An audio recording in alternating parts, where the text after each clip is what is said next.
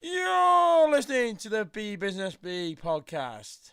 Buzzing for business. Hello and welcome to this week's BeeBusinessBee podcast. Coming up on this week's show, find out why Samsung gambles on the S7, why August could be soon see a takeover from the South Africans, why Sunday trading could soon change for most retailers across the UK, and well, we're going to look at a special feature on the great EU debate, as David Cameron has now called the referendum. All that and much more coming up in this week's BeeBusinessBee podcast. The BeeBusinessBee podcast. The best business podcast, not on the radio. Samsung this week has unveiled its latest flagship phone, the S7, and the S7 Galaxy Edge. All these phones are going to now accept microSD cards, and they're going to be waterproof, taking the phone back to what many insiders thought should have been in the S6.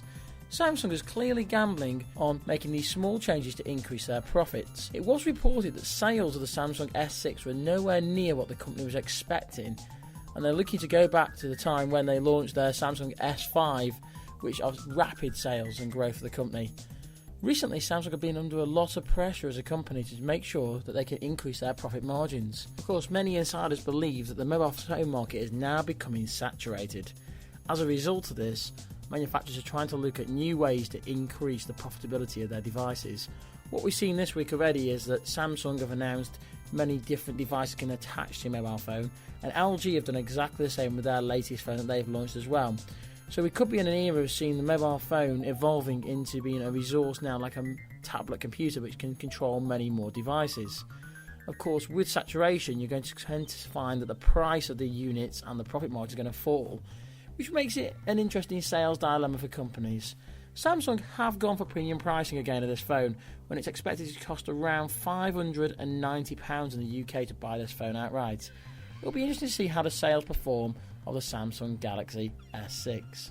The home retail group, owner of Argos, have had a rival bid of £1.4 billion from a company called Steinhoff, who currently own the Harveys chain in the UK.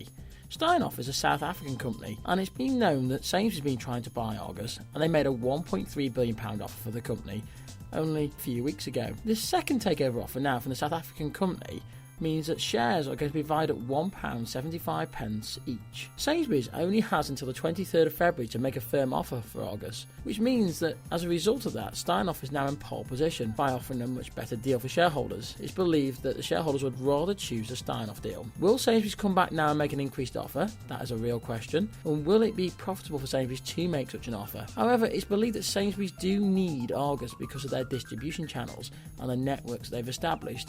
And of course, Sainsburys are looking to diversify in this highly competitive market that they exist in already. This is certainly one story to watch, and we don't believe that it's going to end just here yet, because Steinhoff obviously have made this deal believing that they can obviously take advantage of Argos and the independence and their retail network that they exist. But at the same time, Sainsburys felt this was a valued organisation to purchase in the first place, so we need to watch this space and see what happens. There's a possibility that Sunday trading laws in England and Wales could be changed. A group of MPs have been calling for plans to change the Sunday trading laws and give the power back to local communities and councils. Of course, this move has been criticised by the Shop Workers Union, who feel that their members will be taken advantage of and expected to work on a Sunday. The main reasons for the change or being called for a change is because they claim that culture has changed in the UK.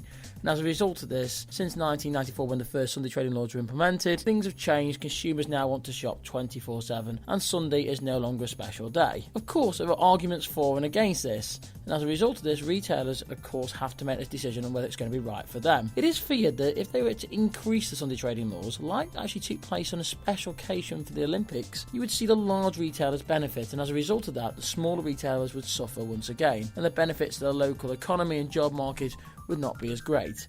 This is why some people are calling for the special day to maintain on a Sunday, and the local communities to ensure that if any changes are made, it doesn't allow the large retailers to take an increased advantage and grow their market share as an organisation. Again, this is a controversial move in the UK, and one which is going to be topical, and of course by no means is it being set, but of course it is one to look at, and it's a great example of cultural change and cultural shift and the impact that it has on organisations and communities overall. You're listening to the BeeBusinessBee podcast. Buzzing for business. The great EU debate. Should we be in or should we be out? Well, David Cameron has finally called the referendum, so we officially know that the UK will be going to the polls on Thursday, June the 23rd, to vote on whether we wish to stay in or leave the European Union. Now, obviously, you know, in the BeeBusinessBee podcast, we've been looking at some of the different benefits and the drawbacks of being a member of the European Union. And on our Twitter feed at the moment, we're running a poll where we're asking you to vote on whether you think we should remain in or remain out. And as I look at the poll at the moment, it appears that more people want to remain in. Some people suggest that people are going to vote to remain with the status quo because they're scared of leaving the European Union. Of course, what's been the impact of calling a referendum for the UK? Well, what we've seen instantly is that the pound has actually dropped by 1.65% against the dollar. That tends to be because of uncertainty in the market, and investors are fearful of what the referendum could mean. Of course, leaving the European Union carries a risk, and investors don't like risk because risk is fear. What's going to happen? We don't know. Some people argue that there's going to be benefits to leaving the European Union, and instantaneously we'll see growth in the UK. Obviously, on the other hand, some would argue that leaving the European Union has got many drawbacks, and it could leave the UK exposed as a small country on its own. Of course, that is obviously your opinion and one that you've got to read into and look at the facts, and we will cover some of that data more so as we go on throughout the year. But, as you can see, straight away, just calling a referendum has an impact on the economic situation and the economy, and when it creates uncertainty, it can impact on the overall growth rate. And that'll be interesting to see in the next few months on what the Office of National Statistics says has happened to the UK growth. And will calling a referendum be blamed for one of the reasons why the UK growth could fall? Don't forget, we would love to hear your views on this, so make sure you take part in our Twitter poll at BeeBusinessBee and share your views on the European referendum. Should we be in or should we be out? The choice is yours. BeeBusinessBee podcast word of the week. This week's BeeBusinessBee word of the week is diversification. Now, diversification is defined as a corporate strategy to enter a new market or industry which a business is currently not operating in, or it could be to develop a new product for a new market. Now, in business studies, typically we use Ansos matrix to look at that, and you will have seen this matrix. Clearly, it doesn't make good radio to try and describe Ansos matrix for you, but I suggest you go have a look at this and try and work on developing and improving this area so that you can consider it in the future. And that's why diversification is the BeeBusinessBee word of the week. The BeeBusinessBee podcast. The best business podcast not on the radio. Thank you for joining me for the BeeBusinessBee podcast this week. Don't forget to follow me on Twitter. It's at BeeBusinessBee. Subscribe to the YouTube channel by clicking that big red button below. And don't forget, you can always ask any questions. Again, best way is via Twitter, so at BeeBusinessBee, or you can email direct to the hive at beebusinessbee.co.uk. And until next time, keep buzzing. Till next time. You're listening to the BeeBusinessBee podcast.